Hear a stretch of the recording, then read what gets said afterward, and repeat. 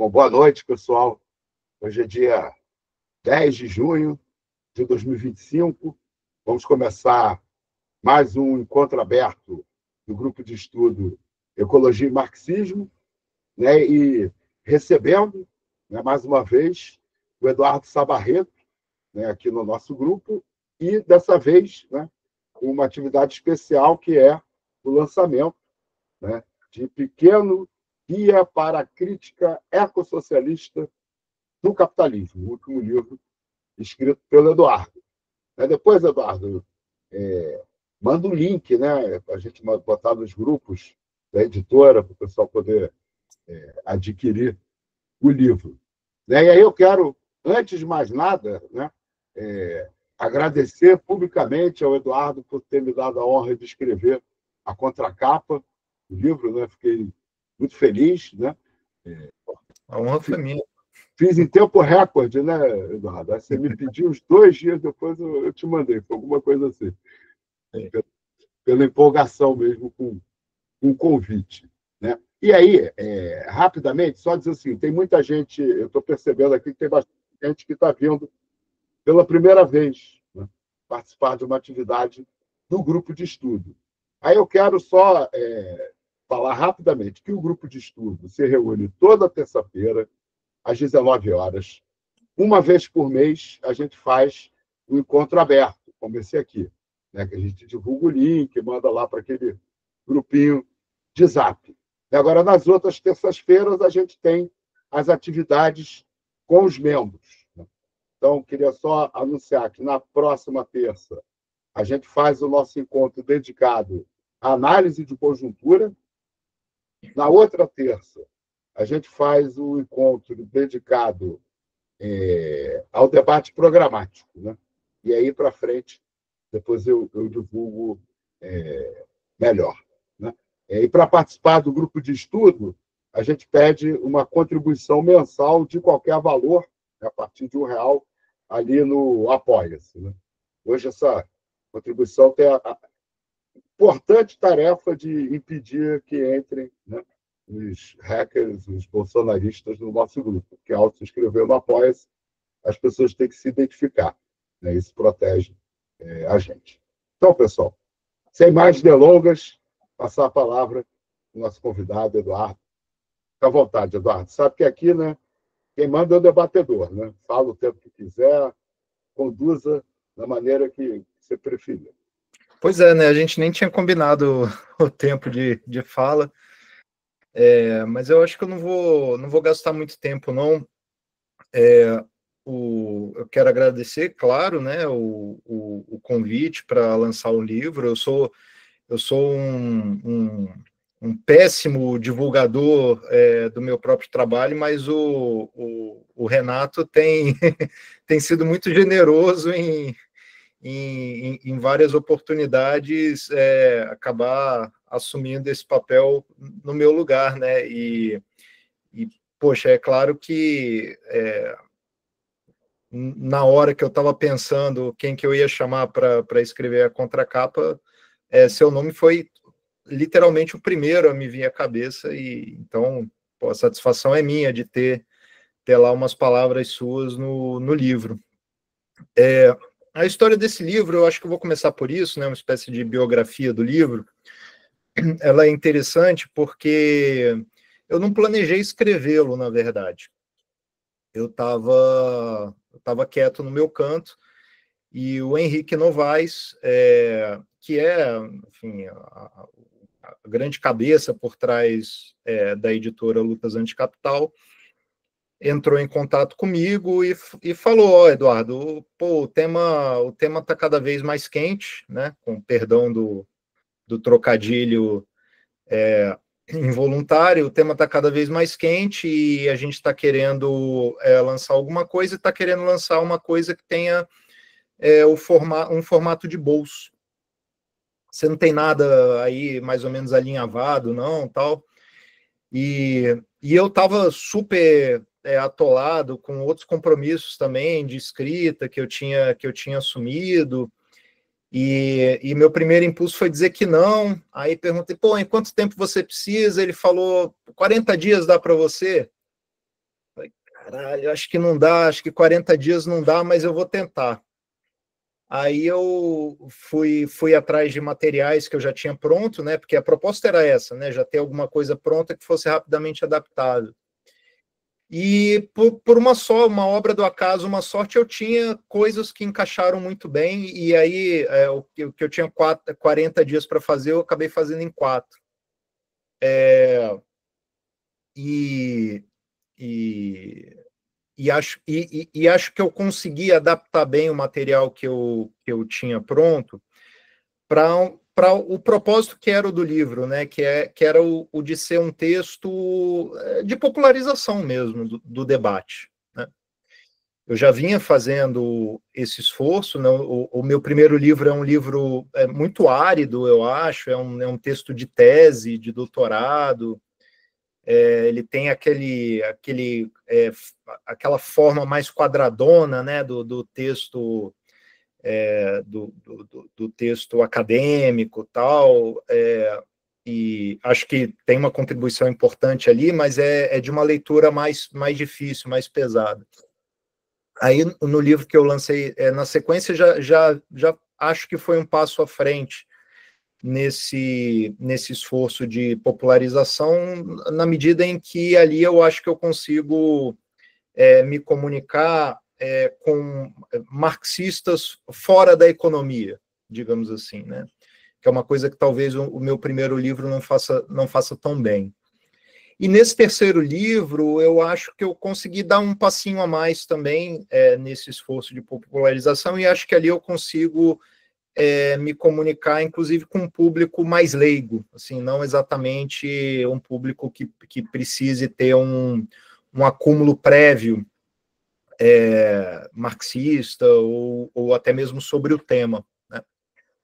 Eu tenho dito que esse é um tema de muito elevada complexidade se a gente pretender contribuir para o debate. Né? Então, se a gente quiser participar mesmo do debate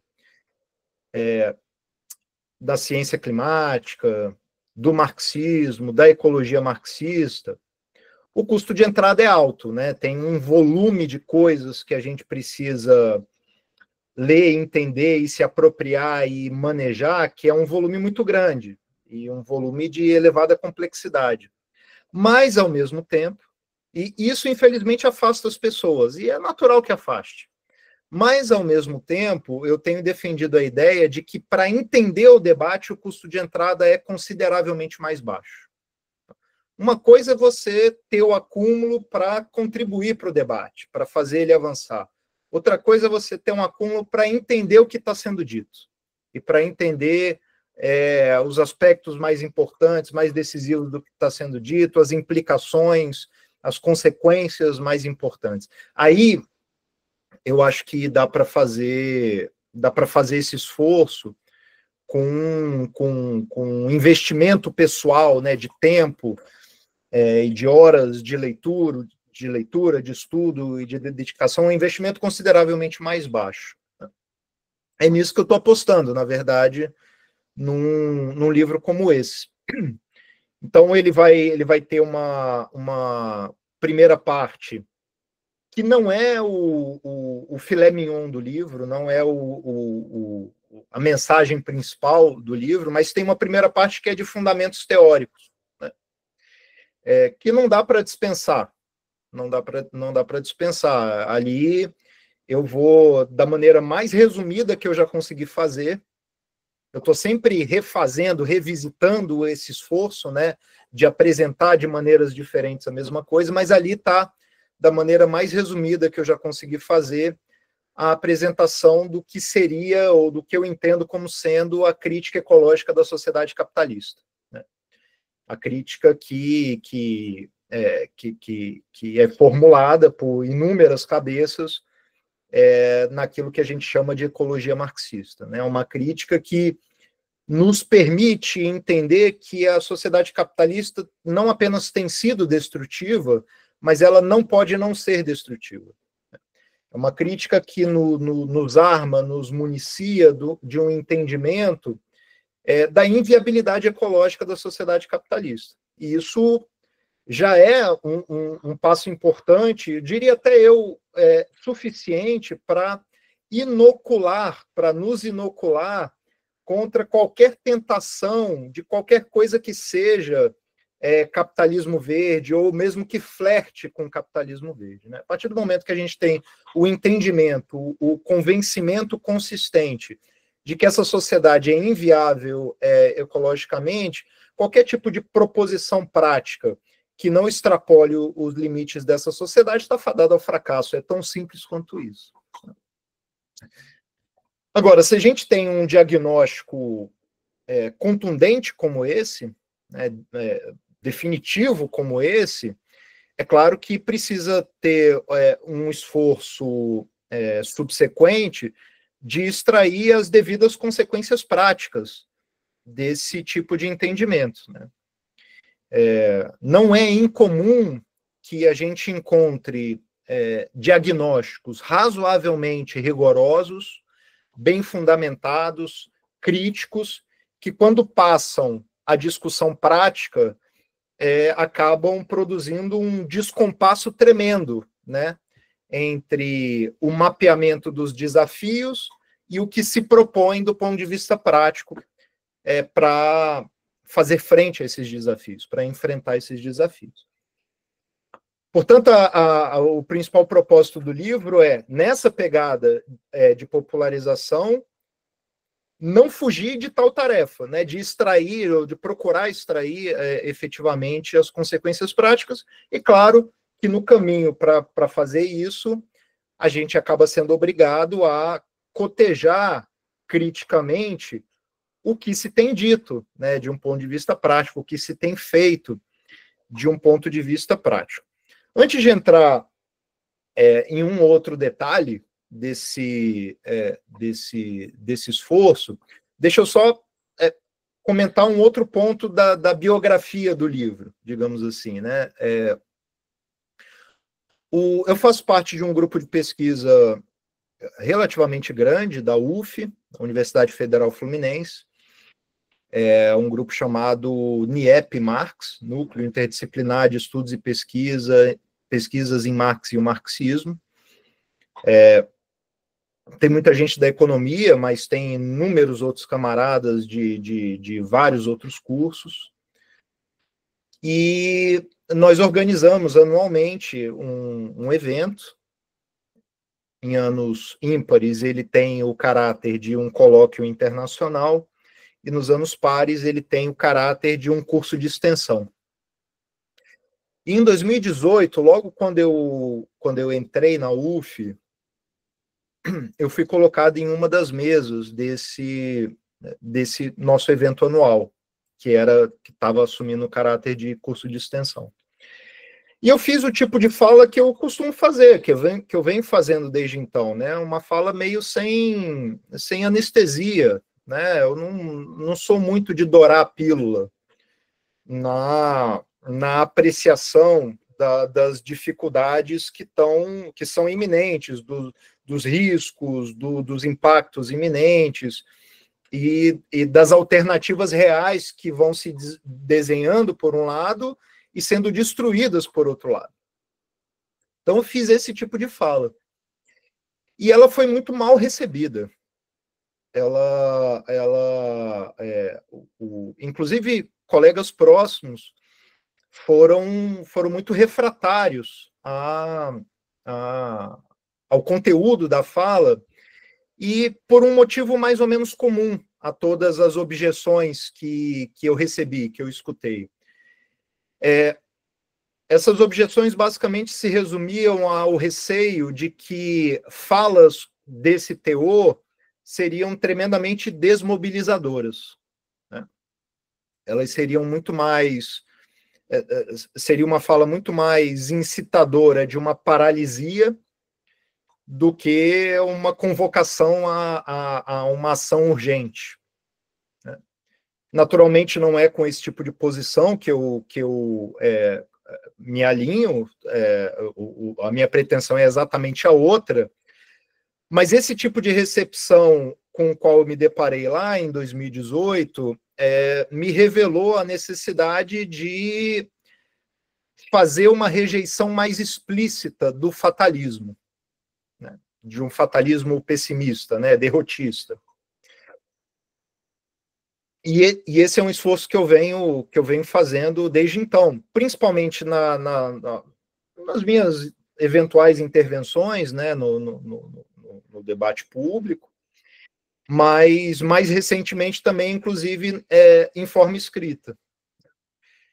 E, por ocasião dessa recepção, lá em 2018, eu escrevi um texto contrapondo esse tipo de objeção, né? E foi esse texto que acabou virando a maior parte do livro que hoje a gente está lançando, né? Então ali eu vou procurar mais ou menos mapear qual que é o caráter típico, qual tem sido o caráter típico da nossa intervenção, e por nossa eu quero dizer a esquerda que se reivindica revolucionária, né? Qual tem sido o caráter típico da nossa intervenção nesse complexo de desafios que a gente chama de mudanças climáticas, que alguns chamam de crise climática ou crise ecológica, e que alguns já vêm chamando, entre eles eu, inclusive, de colapso. Então, qual tem sido a nossa intervenção? Então, eu vou examinar criticamente o teor predominante, a característica predominante dessa intervenção, procurando lançar luz sobre as limitações, sobre as impossibilidades, sobre as fragilidades, e no final, a título de fechamento do argumento, uma parte mais propositiva, que envolve tentar navegar os perigos ou os riscos da desmobilização. Então, antes de mais nada, há um reconhecimento, que eu acho que seria incontornável, há um reconhecimento de que, sim, apresentar um cenário de máxima gravidade traz no seu rastro, traz consigo um risco de uma reação desmobilizadora. Sim, é verdade. É uma reação possível entre o leque de reações possíveis diante de um quadro de dificuldades monumentais que a gente se encontra. Uma das reações possíveis é a paralisia, é a desmobilização, é jogar a toalha. É verdade, né? Então, o que a gente precisa encontrar é uma forma de navegar esses riscos. É uma forma de, sem pretender evitar que as pessoas tenham esse tipo de reação, arrancá-las da paralisia que esse tipo de reação provoca, né? Então, o desafio do ponto de vista prático é esse. Não é ficar com discussões evasivas para que as pessoas não sintam medo, para que as pessoas não sintam pânico, para que as pessoas não se sintam paralisadas. O desafio teórico é arrancar as pessoas dessa reação, mas o desafio prático, melhor dizendo, é encontrar formas de arrancar as pessoas desse tipo de reação absolutamente improdutiva, né?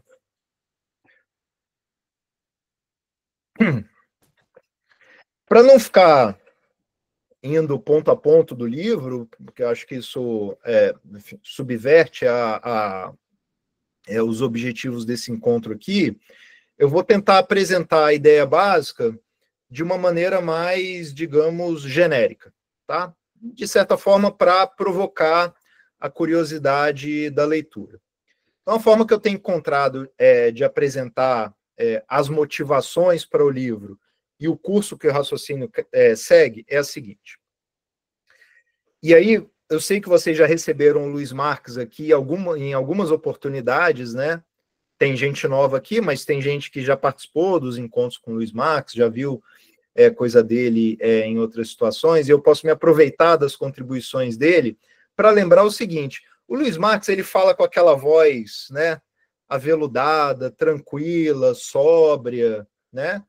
Mas toda vez que ele abre lá o PowerPoint dele, sempre muito atualizado, e faz a sua apresentação de 20, 30, 40 minutos, o que ele está nos apresentando, na verdade, é um cenário de colapso. Sempre, né? Por mais que o tom de voz dele não denote nenhum tipo de urgência, de aflição, é isso que ele nos apresenta em todas as oportunidades.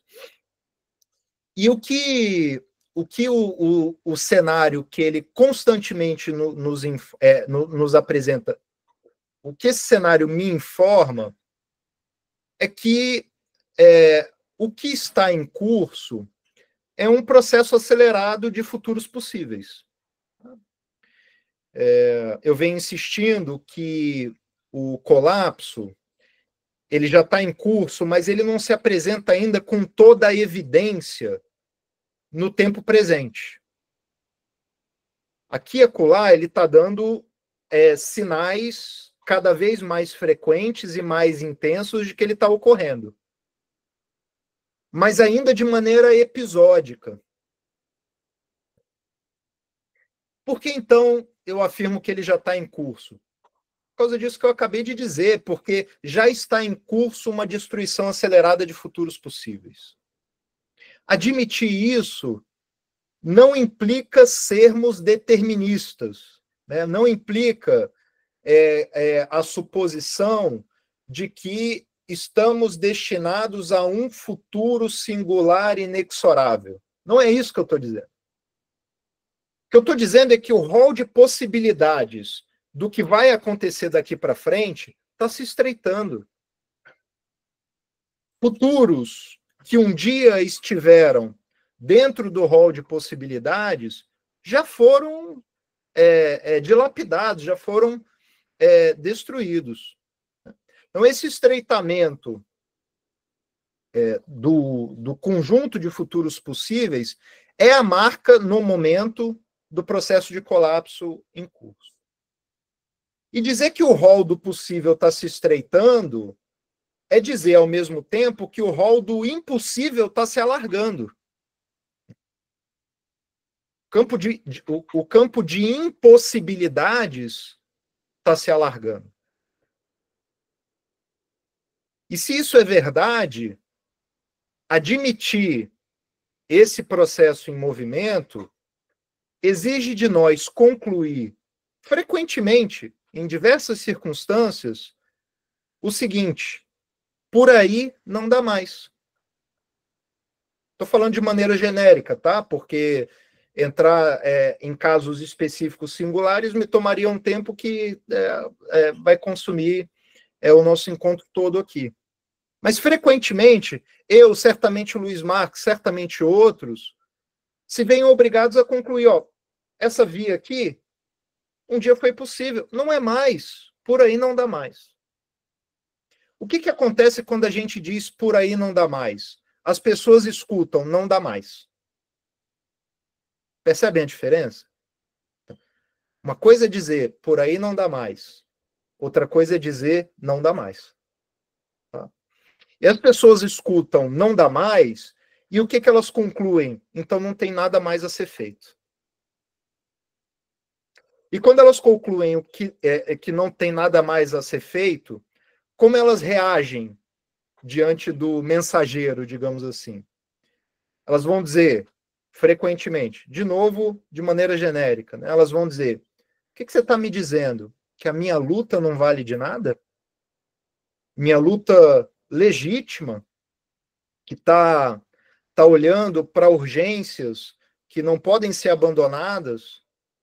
O que você está me dizendo? Que eu tenho que abandonar essas lutas em favor de uma ideia muito pouco palpável, se é que palpável, de revolução?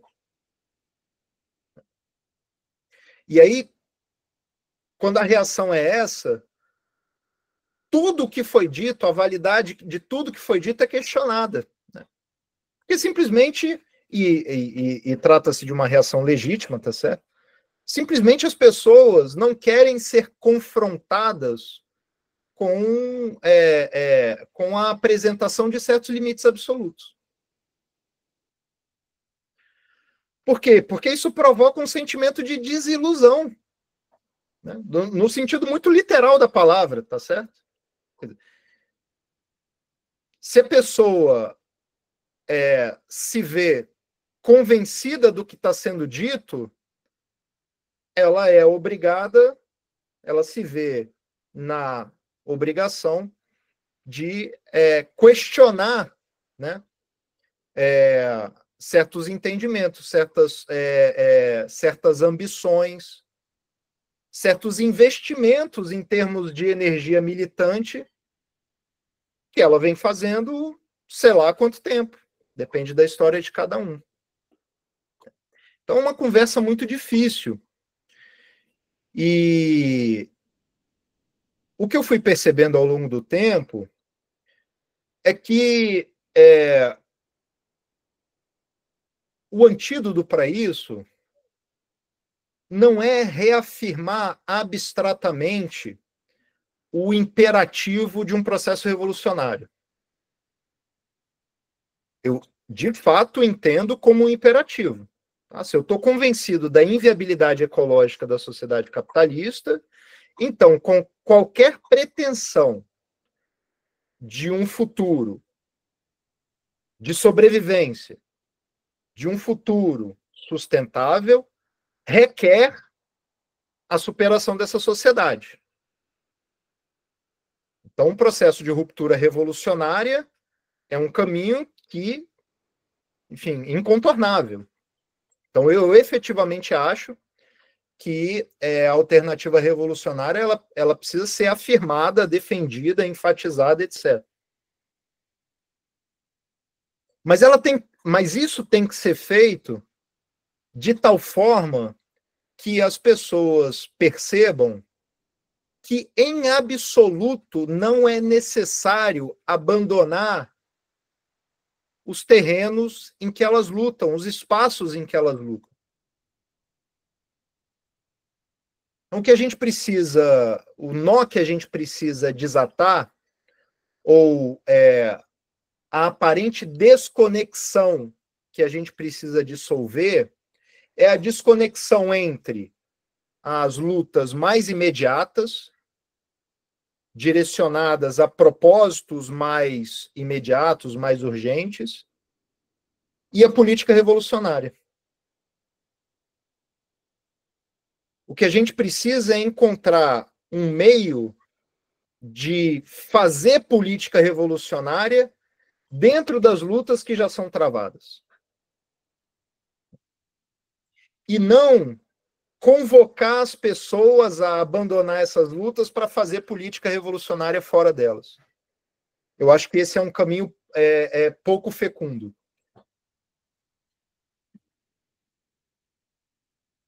E tem uma literatura emergente, nascente, que vai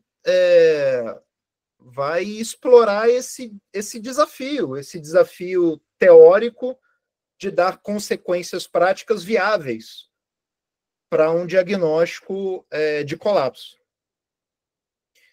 Essa literatura emergente crescente é a do leninismo ecológico, né, que vai procurar resgatar no Lenin, no tipo de reflexão política do Lenin, certas chaves, né, certos princípios norteadores, para fazer política revolucionária dentro da ordem, por dentro da ordem. Já tem alguns autores importantes que estão trabalhando com essa chave. E o que eu venho procurando fazer é dar, enfim, a minha própria contribuição para essa literatura. No livro ela aparece só no finalzinho, porque antes o que eu me vi obrigado a fazer foi fazer a discussão de que, da maneira como está, a gente está mal equipado para fazer frente aos desafios, a gente não está à altura. da maneira que está, uma luta pulverizada no varejo, com baixa densidade de organização, com ambições rebaixadas, nós não estamos à altura. Alguns autores importantes, como, por exemplo, inclusive o Michel Louvi, que é certamente uma referência de muitos aqui, alguns autores importantes vão tentar racionalizar esse tipo de padrão de luta, dizendo que dali pode emergir um tipo de consciência que, eventualmente, quando as condições propícias se apresentarem, nos lançaria numa dinâmica mais revolucionária e menos conformada à ordem. E eu não só tendo a discordar desse tipo de concepção, que vai se defender alegando as pequenas vitórias, alegando o ganhar tempo, eu não só tendo a discordar, como eu faço esse trabalho de examinar criticamente essas concepções. No livro vai estar com mais detalhe, né? A crítica é mais bem elaborada, mas aqui, para ser mais telegráfico, acho que basta reconhecer o seguinte: a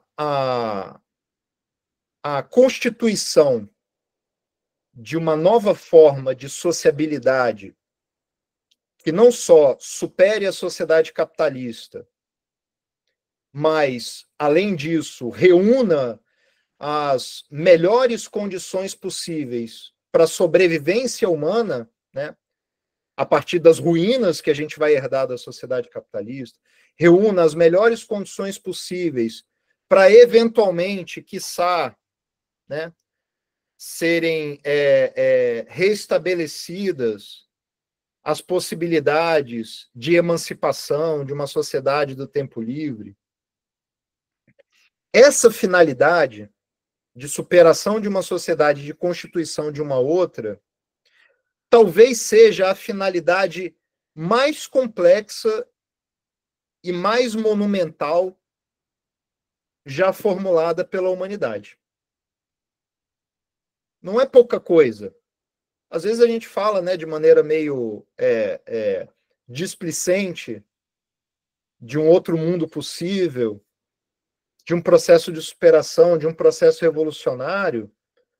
Mas quando a gente fala disso, a gente está falando não apenas de uma finalidade, de uma ambição extraordinária, mas possivelmente a mais extraordinária já formulada, em termos de nível de complexidade. É plausível supor que uma finalidade como essa possa ser realizada com a mobilização de meios modestos, de meios pouco ambiciosos,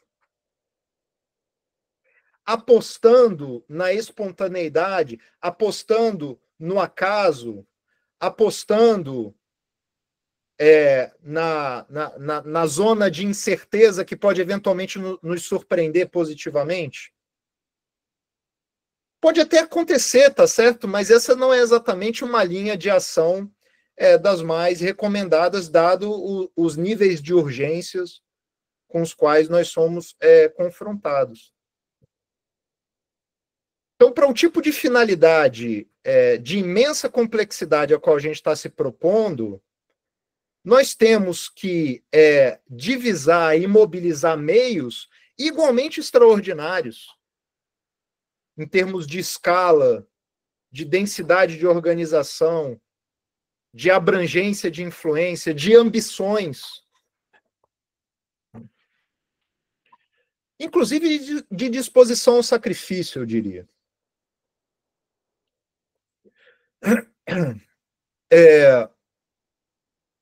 Aqui eu estou ecoando um pouco, embora de maneira bastante livre, aquilo que o Lenin vai discutir lá no famosíssimo O que Fazer. Certo? Ali ele reconhece que a capacidade de organização das classes dominantes é prodigiosa.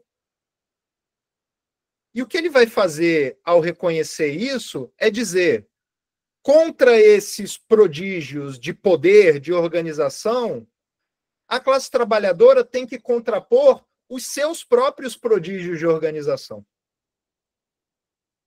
Então, a gente...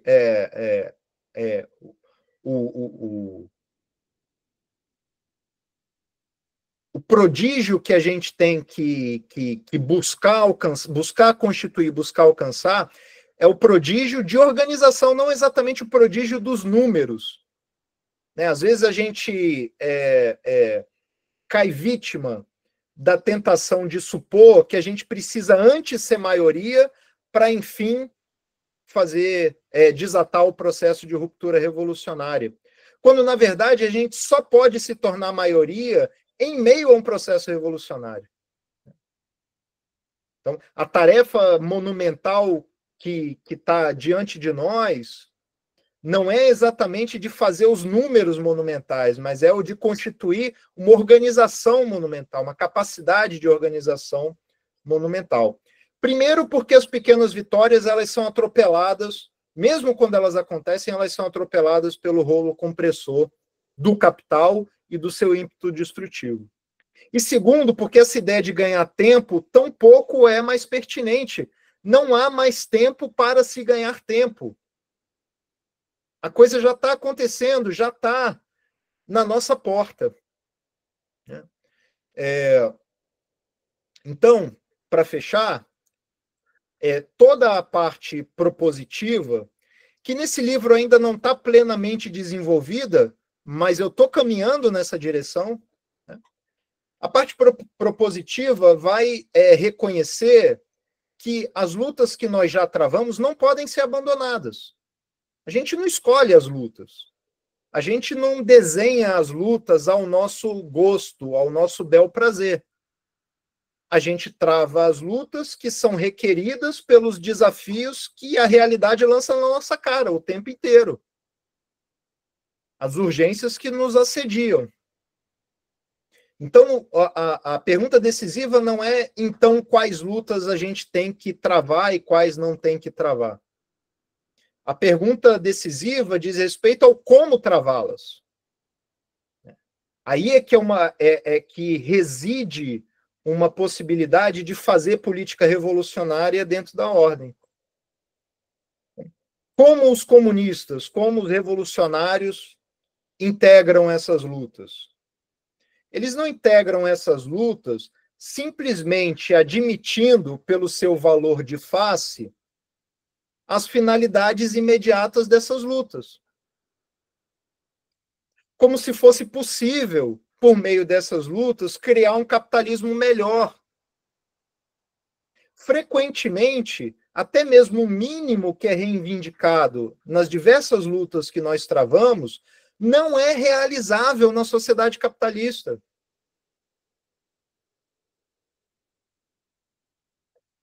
Então, a verdadeira fecundidade dessas lutas para fazer política revolucionária não é que é possível obter vitórias nelas. É que é possível, nas sistemáticas derrotas, gerar um aprendizado prático das impossibilidades da sociedade capitalista. É possível nelas e na demonstração prática e frequente das impossibilidades da sociedade capitalista constituir um entendimento, um repertório crítico da classe trabalhadora que radicalize as pessoas em luta. Porque elas são levadas metodicamente, não espontaneamente, elas são levadas metodicamente a perceber, a concluir, a se convencer de que até mesmo o mínimo que elas reivindicam não é realizável nessa sociedade. É realizável, mas não nessa sociedade. Né? E aí elas giram a chave de achar que existe um outro capitalismo possível para achar que existe um outro mundo possível para além do capitalismo. Então, fazer política revolucionária nos tempos em que nos encontramos não implica abandonar as lutas, mas implica estar nelas, dirigidos, orientados por esse esforço. Então, quem está convencido disso não luta por reforma, não luta por política pública, luta nas lutas por reforma, luta nas lutas por política pública. Quem está convencido disso não disputa espaço, disputa no espaço. Disputa o que no espaço? Disputa a consciência das pessoas. Eu acho que essa é a principal intuição política que a gente pode resgatar de maneira bastante produtiva lá do Lenin. A tal da elevação da consciência, a tal da radicalização que nos lança num processo de ruptura revolucionária com o estado de coisas vigente, raramente vai vir de um processo espontâneo, simplesmente por lutarmos, um belo dia, reconhecemos de maneira mais ou menos casual que precisamos lutar por uma outra coisa, por uma outra sociabilidade.